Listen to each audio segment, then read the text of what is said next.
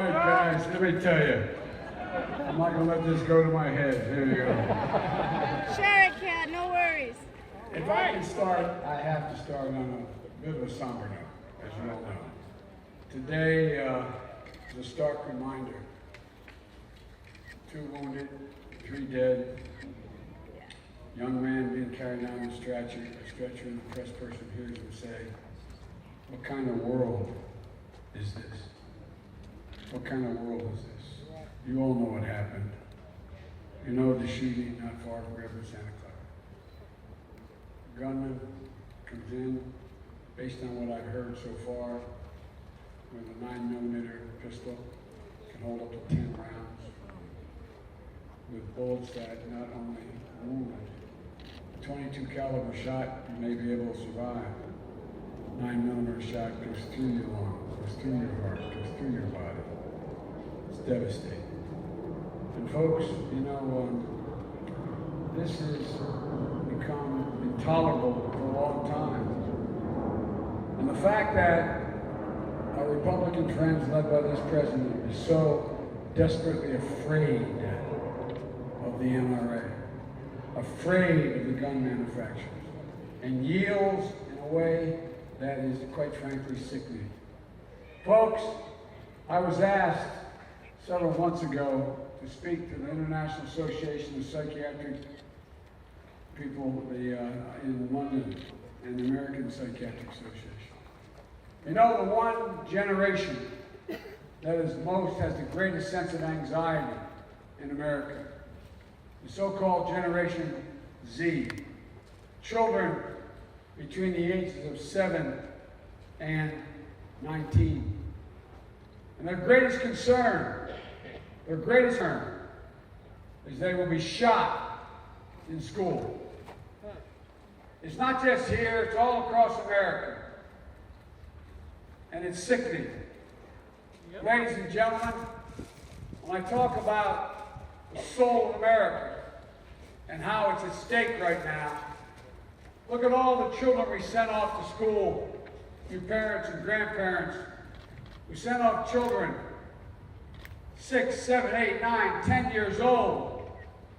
And the first thing they learn is how to duck and cover. We're now building schools that in fact have abutments so you can hide behind them. We're now working on making sure that we provide children the ability to avoid being shot in school. What does that say about our soul? What does that say about who we are? I really mean this. I'm so tired of people talking about your prayers. Damn it, we have to protect these kids.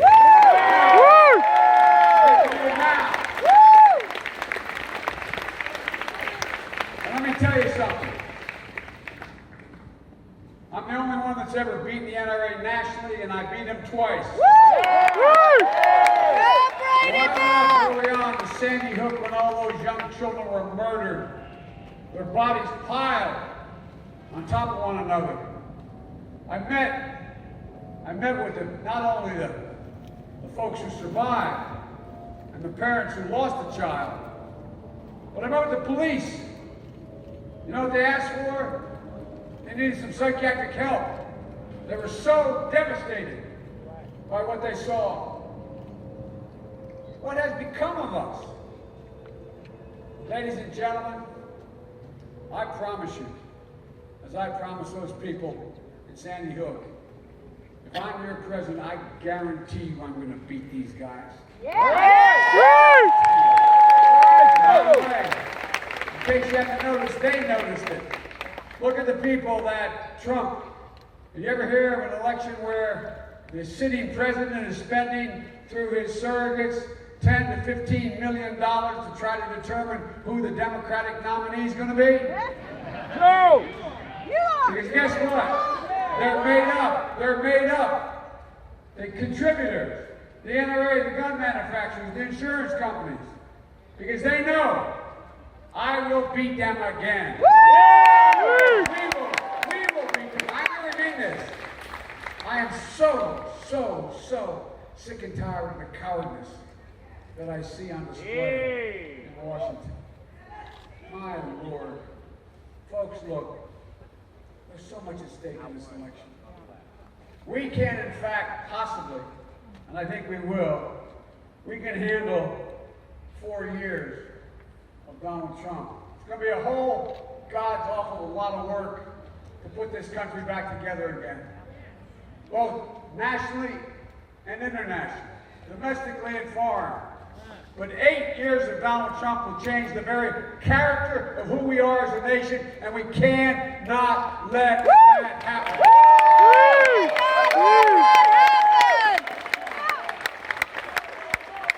Go, Joe! Folks, you know, and it's not, I mean this from the bottom of my heart, it's not enough to defeat him. We have to beat him. Yes! No, the reason we do, it's not vindictiveness, is to make clear the future president, you cannot behave by spewing hate, dividing people. Look what he did when he came down the escalator when he announced. He said, I'm going to go after those Mexican rapists. That's how he started his campaign. Look what else he's done. He talks about the invasion of Hispanics and Latinos as if somehow there's a plague on the way. The words presidents speak matter. They matter. They can, in fact, rise and fall, make markets rise and fall. They can send brave women and men to war. They can bring peace, but they can also give oxygen to the hate that lives under the rocks. Ladies and gentlemen, hate only hides. It never goes away. It only hides. Yeah, I knew that. And when the President of the United States says the things he said about people of color, about Hispanics, about across the board, I could name so many examples of the way he talks that breathes oxygen into the air for those hate groups. I come out of the civil rights movement.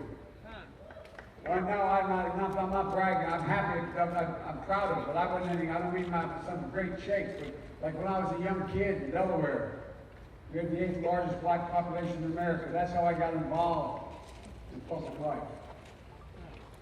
And when Barack Obama came down, Barack Obama asked me to be his vice president.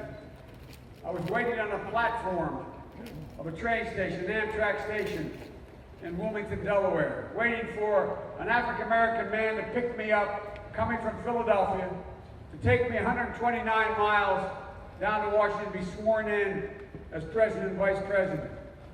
And as I stood there, I realized that same platform I'd stood on almost 40 years ago to the month.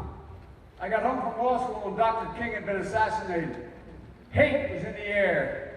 My city was the only city in America since the Civil War occupied by the National Guard for 10 full months with drawn bayonets. I came home and I got a job with a really fancy law firm. But after 4 months I couldn't do it. I quit, became a public defender. And I'm not saying that crap, but I became a public defender so I could deal with what I saw happen in my town. And we used to interview my clients initially when they'd be arrested, they'd be taken to holding places down to the station. And there as I was standing waiting for Barack, and all of a sudden it hit me that 40 years ago that month, in January, I wondered whether or not we could ever bring black and white together in my city. And we did. And I called my son, my deceased son, and my other son, and my daughter up, and I said, look over here. This is the South Side. It was burned to the ground. Southeast Wilmington, there was nothing. They bulldozed out down all the homes. And then there was a place called East Lake, across the river, same thing. And I said, it's built up again. And I said, here we are. Don't tell me things can't change. I'm waiting for an African-American man to pick me up. I never thought I'd see this. Well, I made a mistake. I thought that you could, in fact, defeat hate. Like I said, it only hides. It never fully goes away. And our silence, when it rears its ugly head, is complicity. It's complicity.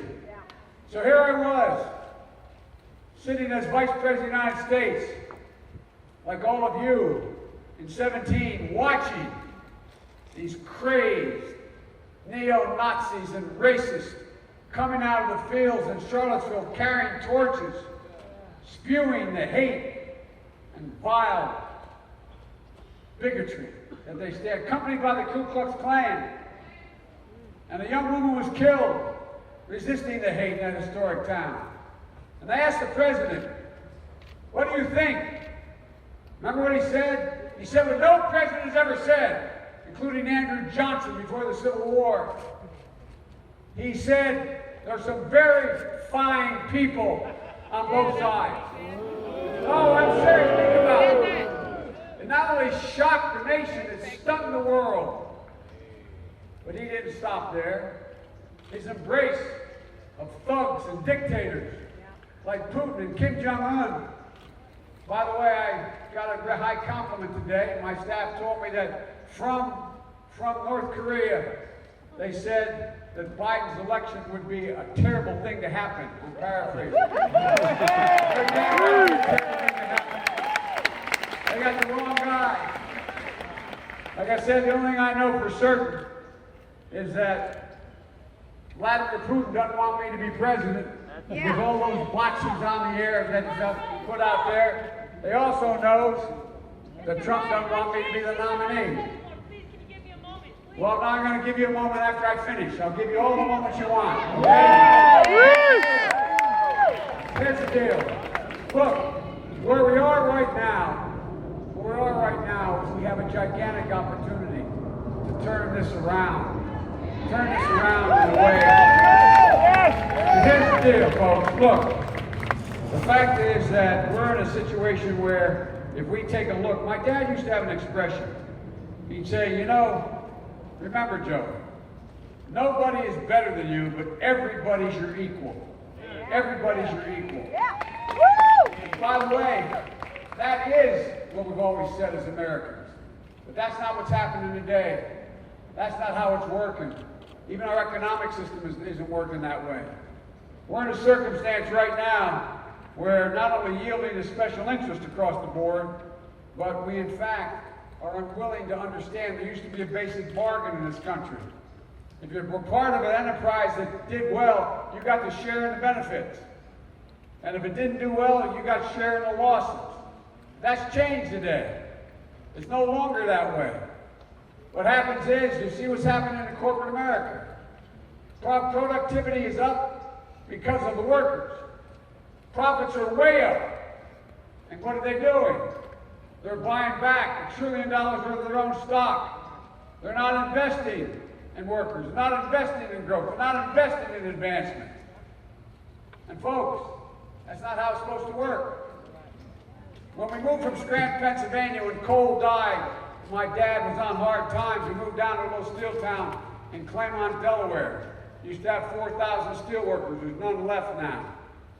And my dad, every time someone would lose a job in our neighborhood or a family member in a recession, he said, Joe, remember, a job's about a lot more than a paycheck.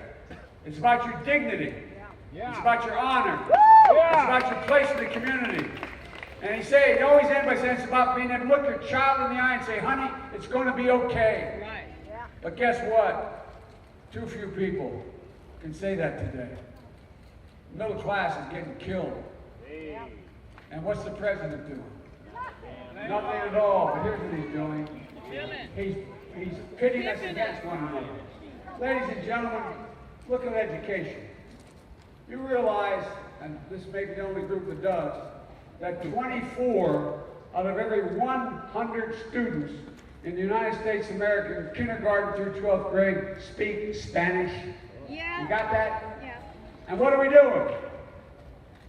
These millions of DACA kids, they're already Americans. Yeah. They're already Americans. They already have a value. And it's in everybody's interest. It's everybody's interest that they be incorporated. It's everybody's interest that we educate everyone That's why we have to triple the amount of money we spend on Title I schools in poor districts. We do that, we can send every single solitary kid to preschool, 3 years old, 4 years old, and 5 years old. It's exponentially increasing their prospects of success. You are at a community college. It should be free, period. I always tell you how I pay for things.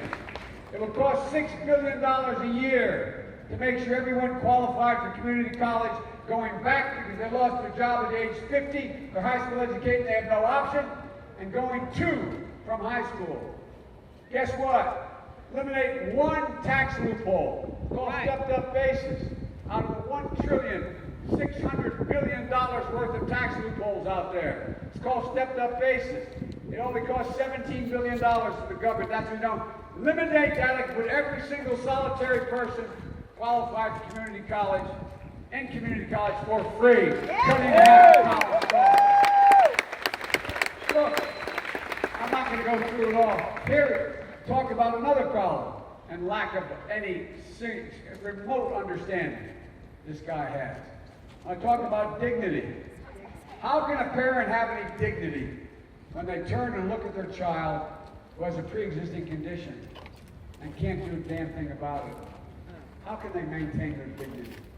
How can they maintain their dignity when they look at a child who has talent and capacity to go beyond high school, and mom and dad are sitting at the kitchen table and said, who's going to tell them we can't borrow the money? We can't get them there. How can they maintain their dignity? Or how can they maintain their dignity when you live in a neighborhood where the water is not clean, where the air is polluted, where everybody, all the stuff is draining into your home? Ladies and gentlemen, this guy doesn't fully understand much of anything, let alone we have a climate crisis in America. It's the single most consequential thing facing the American people. Folks, we can do a great deal to deal with it immediately. Immediately. We can change the way in which we deal with climate change overnight, and in the process, create jobs that don't pay $15 an hour, but pay $45 an hour.